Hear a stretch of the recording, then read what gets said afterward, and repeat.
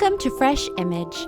FRESHImage is a non-profit Catholic ministry committed to providing individuals and communities with resources to facilitate the full flourishing of the image of God in each and every single human person. Not only will you find hundreds of articles, convenient audios, and presentations on our beautiful faith, but also catechetical resources to be used in the classroom, at the parish, and at the kitchen table.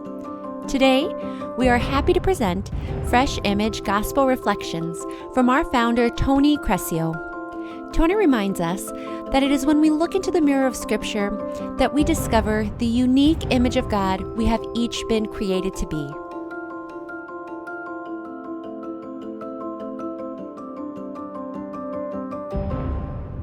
My dear friends in Christ, vanity of vanities, says Koholeth, vanity of vanities, all things are vanity. These are the opening words of the book of Ecclesiastes, and the first words we hear read to us in the Liturgy of the Word for the 18th Sunday in Ordinary Time. Not very uplifting words, to say the very least. The word vanity, repeated several times by the sage Koholeth, is the Hebrew hebel, and carries the sense of emptiness, futility, or even absurdity. Koholeth wastes no time in setting out the tone for his work, as what follows in much of the first two chapters of Ecclesiastes is not much better in tone. In chapter 1, verses 13 to 14, the sage goes on to assert, "A bad business God has given to human beings to be busied with. I have seen all things that are done under the sun, and behold, all is vanity, and chase after the wind." The sage goes on to recount all of his studies and his subsequent growth in wisdom and knowledge, and it seems to have only led to more misery. Koheleth concludes the section saying, "I learn that this is also a chase after wind, for in much wisdom there is much sorrow. Whoever increases knowledge increases grief." Though these words seemingly add to the sense of futility in human efforts, and to be sure, absolutely qualify them in an important way, they also give a glimpse to us as to what the aim of the sage's work is. The line, "Whoever increases knowledge increases grief," is simply practical wisdom. On the one hand, knowledge is power. Depth of knowledge in a wide variety of topics and disciplines coincides with a greater ability to address situations in a thoughtful and intentional manner. On the other hand, growth in knowledge also comes with the insight into how the sausage is made, if you will. Think here, for example, of ecclesial or governmental scandals. Once we have knowledge of them, we seem to have gained nothing but the depressing insight that those who have been charged with our care have in fact been abusing their positions, and this in seemingly innumerable ways. Alternatively, one can go the scientific route and consider the reality that life is made possible only by death. The food that nourishes and sustains us does so only because whatever we consume has died, plant or animal. Regardless of the topic, increased knowledge comes with the increased burden of understanding the harsh realities of life. If we truly dare to live and give life our all, Koheleth is telling us, life is hard. And he continues emphasizing this when he turns his attention to the efforts of human labor.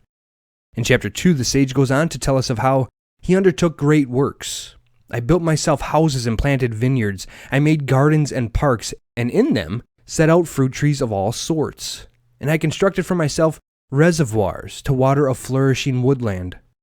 As someone who spends much of their time doing just these sorts of things on our family farm, it all sounds pretty nice to me. But Koheleth goes on to tell us that he experienced more earthly success than anyone else he knew. He amassed silver and gold and provided all sorts of entertainment for himself. "I accumulated much more than all others before me in Jerusalem. My wisdom, too, stayed with me," he says.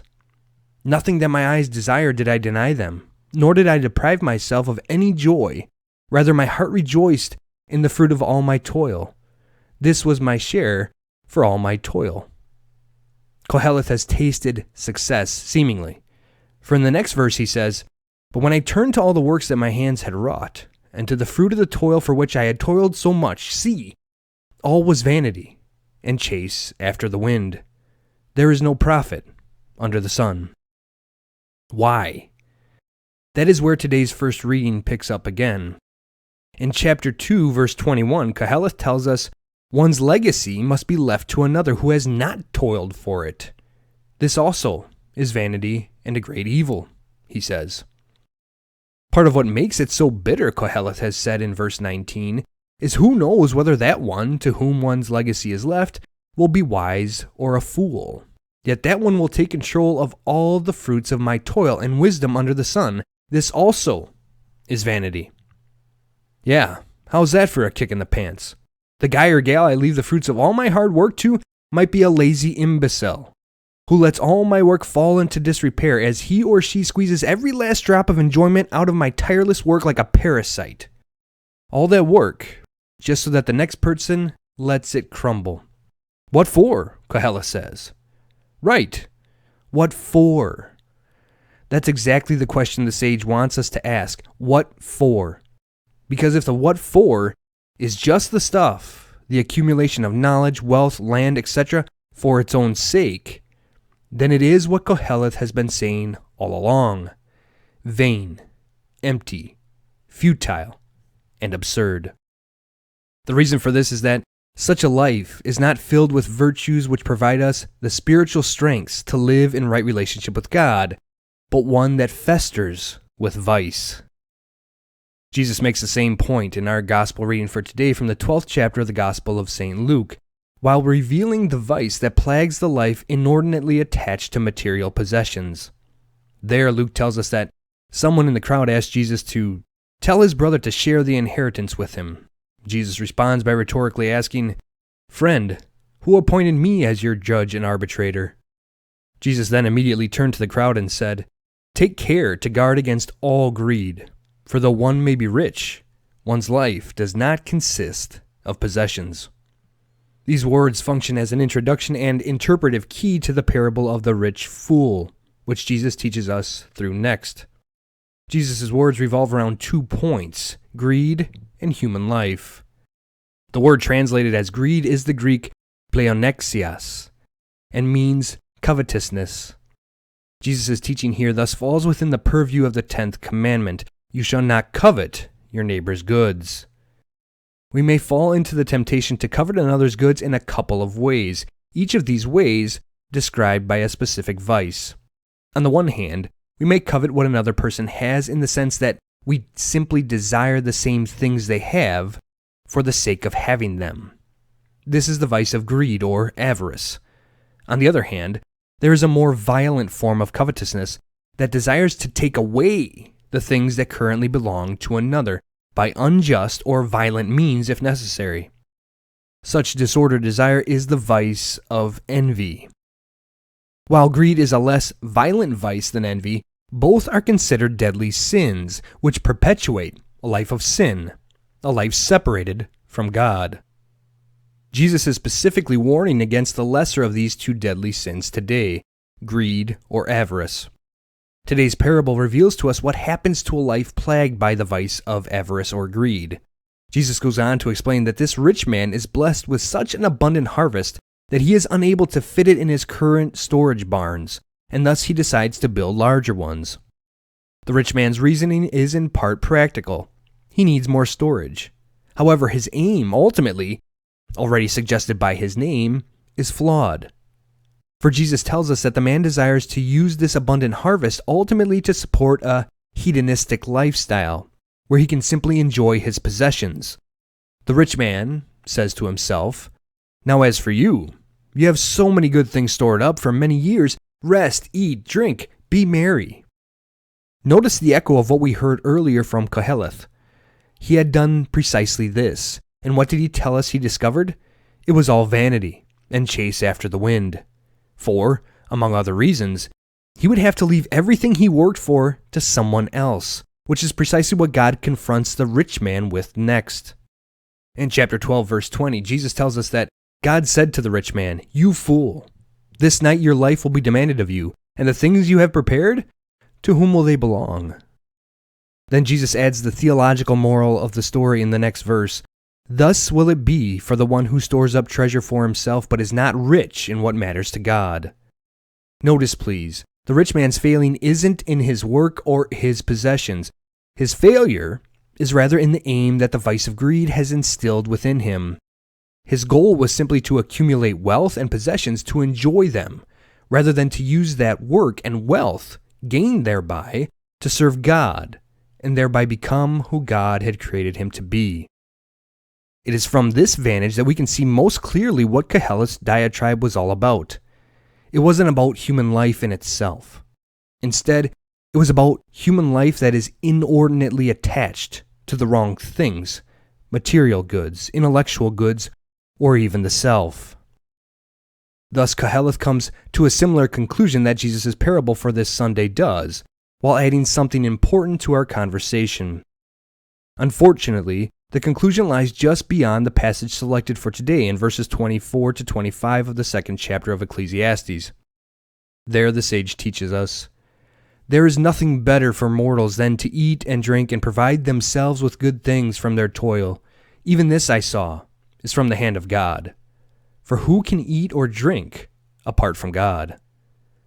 In these words, we find the first key takeaway from today's readings, pointing us in an all-important direction, to a virtue central to Christian life: humility. The word humility has its roots in the Latin humus, meaning earth. As a Christian virtue, humility provides us with the spiritual strength to recognize and accept our creatureliness, the reality that we have been created by God from the dust of the earth, and that apart from God's gift of life, we would have remained nothing more than dust. Seems self-evident once we say it, but how often do we remind ourselves that we cannot provide even the most fundamental pieces of existence to ourselves? We cannot provide ourselves with life, the beat in our hearts, the air we breathe, nor the food we eat by ourselves. Not one person has ever conceived themselves, caused their heart to begin beating, created the environment that fills our lungs with air, or created nourishment from nothing. All of these realities should instill the virtue of humility in us, the recognition that we are creatures, and very fragile ones at that, dependent at every moment upon innumerable gifts from God simply to continue existing, and that human life can only be lived authentically based upon this recognition and consequence. This is what Koheleth is reminding us of in verses 24 and 25, anticipating the more fundamental question St. Paul asks us to reflect upon in chapter 4, verse 7 of his first letter to the Corinthians. What do you possess that you have not received? The correct answer is nothing. We have nothing we have not in the first instance received. Rather, everything is gift. Everything is grace. Any type of worldly success, therefore, gets us into trouble when we forget this fundamental reality and start thinking we have or could achieve what we desire, all on our own, apart from the innumerable graces God's great love for us continues to surround us with. The recognition of our creatureliness, instilled by the virtue of humility, together with its inherently related proposition that everything is grace, and that we have nothing we have not received, leads to the second key takeaway from today's readings: detachment. The Christian life requires spiritual detachment, but we need to be careful and ask ourselves what this means and what it doesn't. Here 2 points are especially worth emphasizing. First, Christianity is not Gnosticism, which is to say that Christianity does not see material reality as evil or the source thereof. Rather, all of creation is good because it was created by God. So good is material reality, in fact, that God reminds us of this by making us radically dependent upon the material reality He has made us a part of. If we do not breathe the air around us, drink the waters of the earth, or consume its fruits, we die. Consequently, spiritual detachment is not disdain for material reality.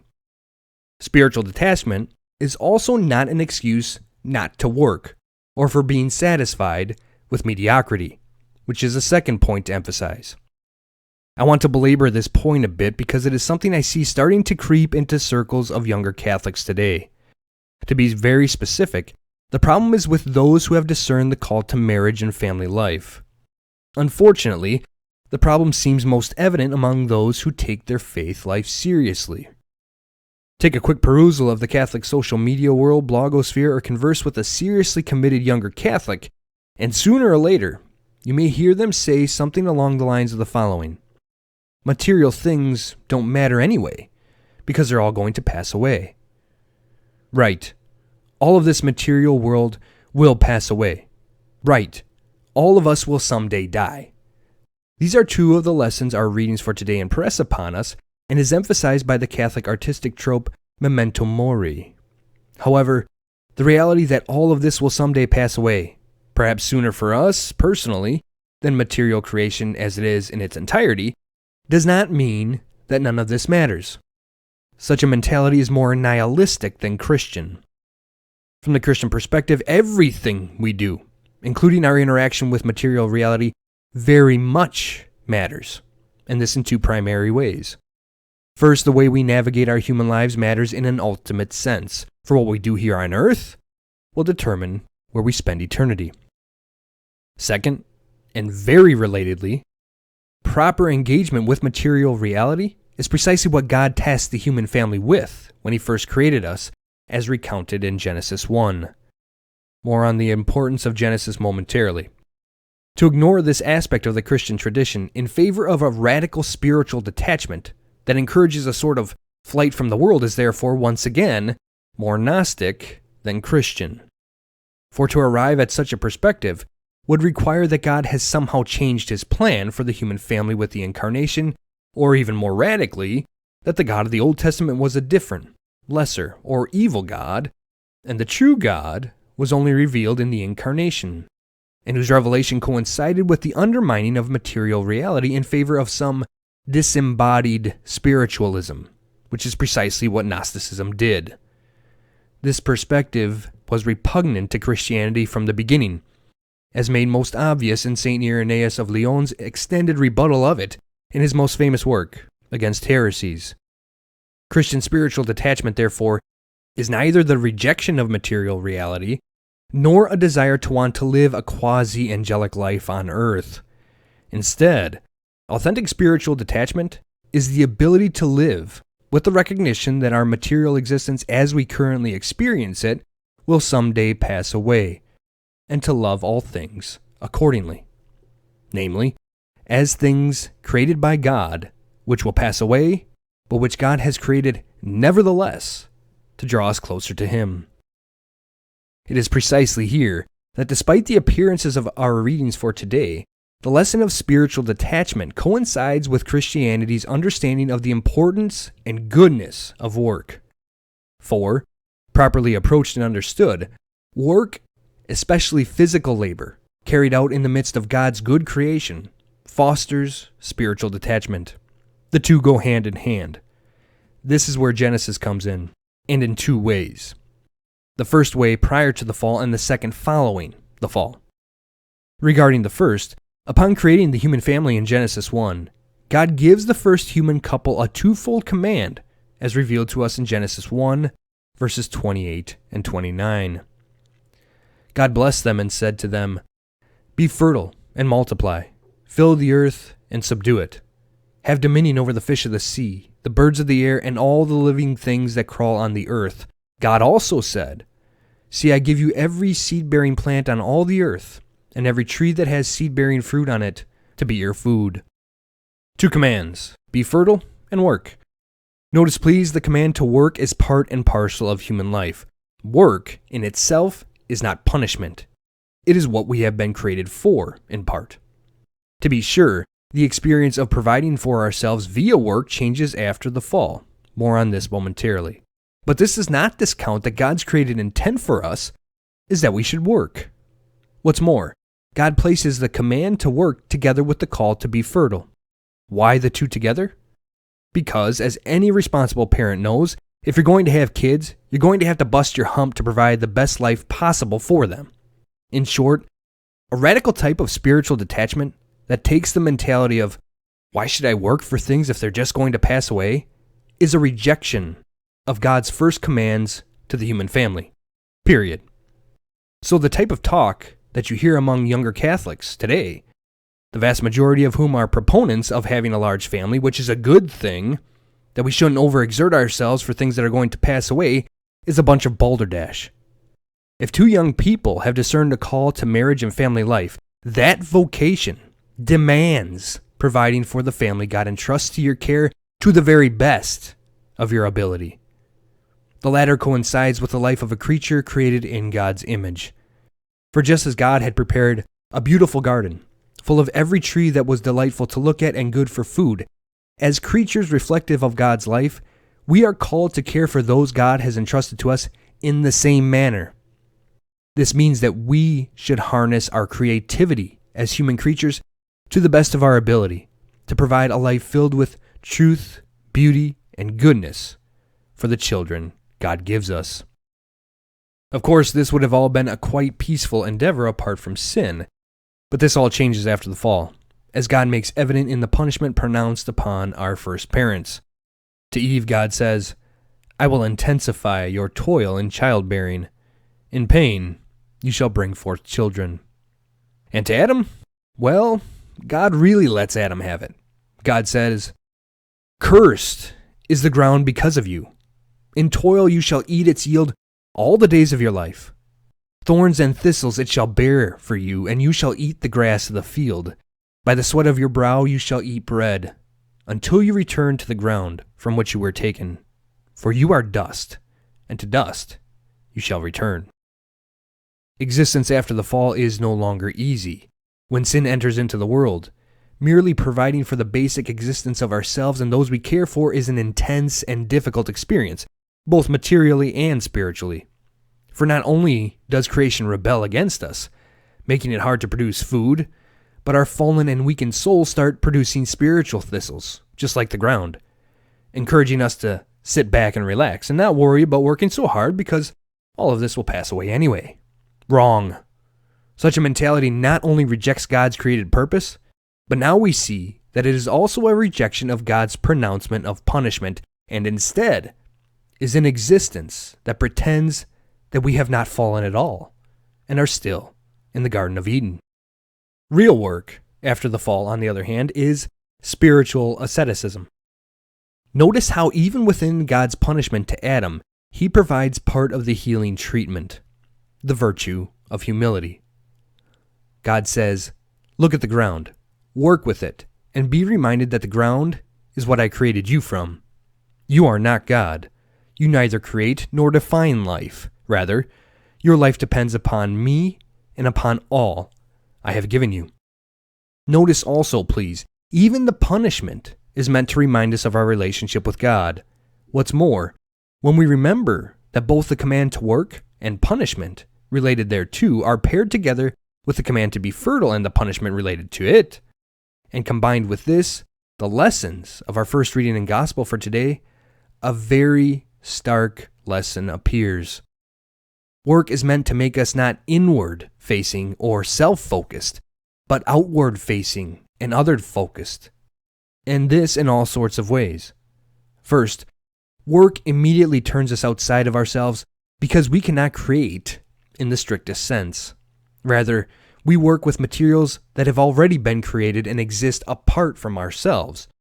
Thus, turning away from ourselves is the first step in work. Second, the work we do reminds us of our dependent existence. We work to provide for a life that we cannot sustain apart from the fruits of labor, and most especially upon the God who grants those fruits. Third, we work to provide for those God has entrusted to our care, spouse, and, if we are fortunate enough, children. This means that God has made us working creatures, so that we might learn to exist as He exists, as self-gift. Work is asceticism. In other words, it trains us to love as God loves, in a self-sacrificing way, and reminds us that we have nothing we have not been given, and that all we have been given has been gifted to us to draw us closer to the ultimate giver, our Creator God. My friends, our reading for this weekend remind us that earthly life and the goods we can cultivate and accumulate as part of it are not what lead to human flourishing. No amount of personal knowledge or wisdom, no amount of material goods or wealth can in and of themselves make us who God created us to be.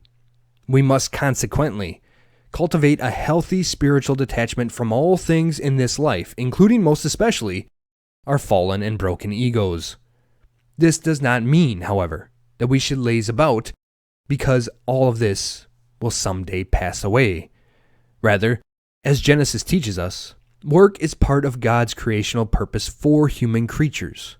What's more, when we read Genesis in light of our first reading from Ecclesiastes and the gospel parable about the rich man, we were able to see that work is meant to foster spiritual detachment by making us outward and other-facing creatures.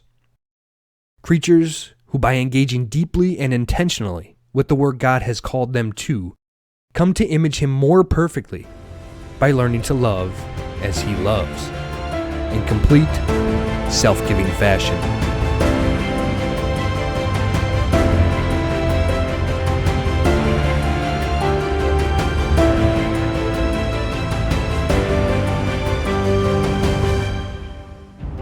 Thank you for listening.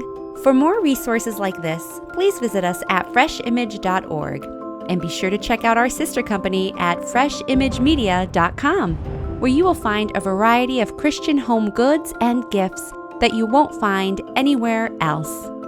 Whether learning more about your faith or building up your domestic church, the Fresh Image family is committed to helping you live a fresh life so that you might be a breath of God's fresh, life-giving air to the world.